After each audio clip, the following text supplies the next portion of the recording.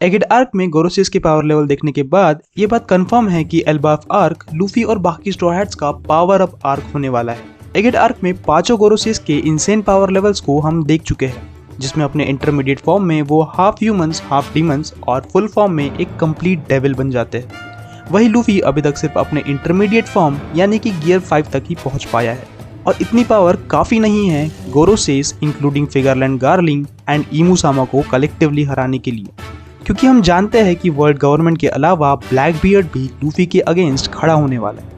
अगर तुम मांगा से कॉट अप हो देन यू नो कि एगिड आर्क पर अगर इमेथ जॉयबॉय की हाकी रिलीज नहीं करता तो शायद स्ट्रॉ हैट्स का वहां से बचकर निकल पाना बिल्कुल नामुमकिन था, और अकेला सैटर्न ही काफी था पूरे क्रू को डिस्ट्रॉय करने के लिए। अब अगर सैटर्न इतना ही पावरफुल है तो सोचो ईमू जिसने सैटर्न को एक मक्खी की तरह खत्म कर दिया वो कितना पावरफुल होगा। और ऐसी पावरफुल एंटिटी को खत्म करने के लिए गियर 5 काफी नहीं। और जैसा कि हम जानते हैं कि हम ऑलमोस्ट स्टोरी के एंड पर पहुंच चुके हैं और एल्बाफ जो कि one of the final arc होने वाला है, so it has to be the arc जहां स्ट्रॉ हैट्स को वो एबिलिटीज मिले जिससे वो इन लोगों से लड़ पाए। पहले ब्लैक बियर्ड, फिर गोरोसे, बाद में ईमू, और हमें अभी तक ये भी नहीं पता कि शैंक्स एंड लोकी अभी किस साइड में होने वाले हैं। वन पीस में एक के बाद एक बड़े बड़े विलन्स की एंट्री होते जा रही है, और अगर हम लूफी के सभी एलाइज में से एक एक एलाई को भी प्रोबेबल कॉम्पिटिटर से पेयर करते हैं तो करंट सिचुएशन में विलन्स का पलड़ा स्ट्रॉ हैट्स के मुकाबले भारी है। इवन इफ यू कंसिडर कि शैंक्स हमारे साइड से लड़ने वाला है, तब भी फिगरलैंड गार्लिंग के होते हुए it will be very difficult for straw hats to defeat them. So ये बहुत ज्यादा इंपॉर्टेंट है कि अपने एलाइज पर डिपेंडेंट होने की जगह स्ट्रॉ हैट्स अपनी पावर को इतना बढ़ाए और खुद ही इतने कैपेबल बने कि इतने सारे विलन्स के अगेंस्ट सरवाइव करे और फाइनली जीते।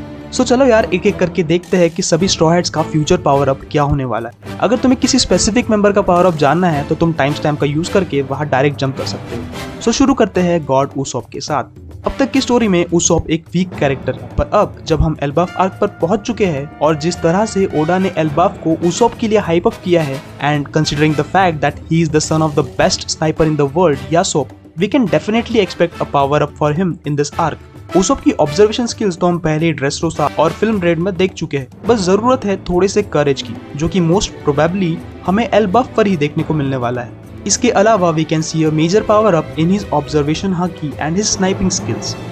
अगर हम रॉबिन की बात करें तो वानो आर्क में रॉबिन को एक major power up demonic fleur के फॉर्म में मिला था, जिसे हम शायद उसके फ्रूट की अवेकनिंग कंसिडर कर सकते हैं। बट उसके अलावा आई डोंट थिंक कि except mastering the fishman karate and advancing observation and armament haki Robin के लिए कोई भी मेजर पावर अप बचा है, क्योंकि रॉबिन की असली पावर है उसका नॉलेज एंड उसके connections with revolutionary army and giants, जो कि उसे वैसे भी गवर्नमेंट के लिए एक मेजर थ्रेट बना देता है। Now let's talk about the most underrated character in One Piece, Jinbe. एक नॉर्मल सा वॉरलॉर्ड होते हुए सीधे सीधे एक एम्परर को धमकाना और बिना किसी सेकंड थॉट के उससे फाइट के लिए चैलेंज करना is something at another level. Right from the introduction हमने सभी के मन में द सन ऑफ द सी जिनबे के लिए रिस्पेक्ट देखी, और लाइक फ्रांकी हमने जिनबे को भी कभी अपने फुल पोटेंशियल पर लड़ते हुए नहीं देखा। So considering the age and his experience and his portfolio, जिनबे में भी ऑलरेडी अपने फुल पोटेंशियल पर पहुंच गया है, और अभी बस एक वर्दी बैटल की जरूरत है जहां हमें जिनबे सेनपाई की रियल पावर देखने को मिलेगी। In terms of power up, I can only think of a Poseidon-like power, the power of the god of the sea, जहां वो अपने हिसाब से सी को कंट्रोल कर पाए। और अगर ओडा सेंसेई जिनबे को एक डेविल फ्रूट देने की सोच रहे हैं, so it better be a very very destructive fruit, जिसके लिए जिनबे अपनी स्ट्रेंथ जो कि स्विमिंग और fatal use of sea water है उसे छोड़ने के लिए तैयार हो जाए।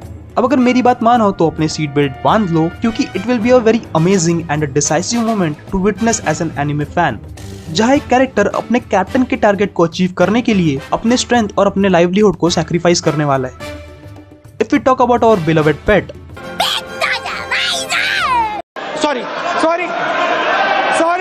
Sorry mister most powerful Chopper कुन।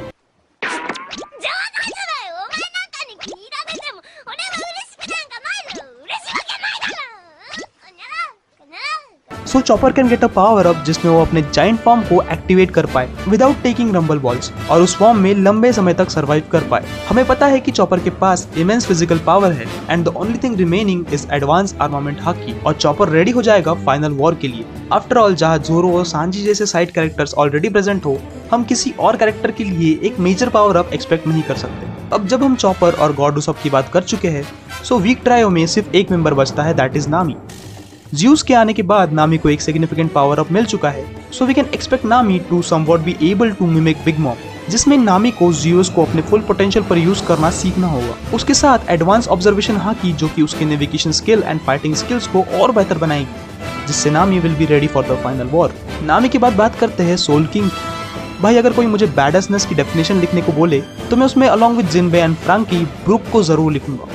भाई पूरे होल केक आइलैंड का एडवेंचर ब्रुक के उस लेजेंडरी मोमेंट के सामने फीका पड़ जाता है जहां वो सिंगल हैंडेडली बिग मॉम के नाक के नीचे से पोनेग्लिप की कॉपीज निकालकर अपने कैप्टन को हैंड ओवर करता है। Along with that, उसका वानो वॉर में contribution makes him one of the strongest Straw Hat member. There might be an awakening of his fruit with increase in his armament haki skills. Brook के जैसे ही Frankie भी एक badass character जो कि insanely strong है। Like जिनबे अब तक हम जान नहीं पाए हैं कि ये कैरेक्टर आखिर कितना स्ट्रॉन्ग है, क्योंकि अभी तक ये पूरे पोटेंशियल से नहीं लड़ा है। इवन वानो आर्क में भी जैसे हर बार लूफी और बाकी मेंबर्स अपने लिमिट तक पहुंच जाते हैं but to defeat the villain, but we haven't seen this in the case of Franky.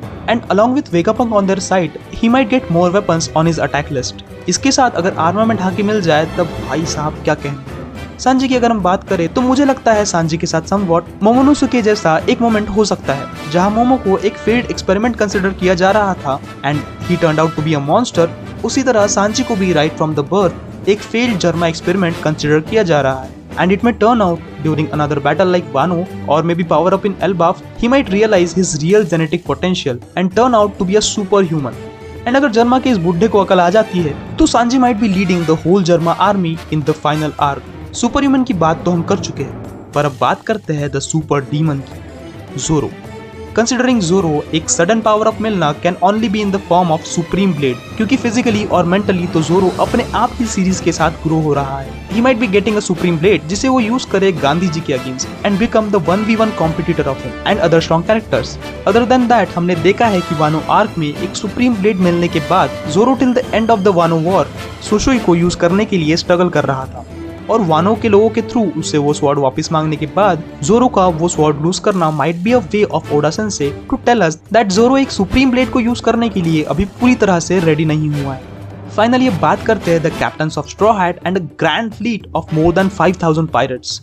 ये देखना बहुत ही इंटरेस्टिंग होने वाला है कि लूफी किस तरह से पावर अप करेगा, और ये मैं तुमसे जानना चाहूंगा कि तुम लूफी में कौन सा पावर अप देखना चाहते हो। सो यार मुझे कमेंट में जरूर बताओ, और वन पीस की बाकी वीडियोस देखने के लिए तुम लेफ्ट वाली प्लेलिस्ट पर क्लिक कर सकते हो, और ऐसे ही वीडियोस लगातार देखते रहने के लिए राइट वाले आइकन पर क्लिक करके मुझे सब्सक्राइब। तब तक के लिए मैं ओडा सेंसे से और थेरीज लेकर तुमसे मिलता हूँ नेक्स्ट वीडियो में। सायोनारा।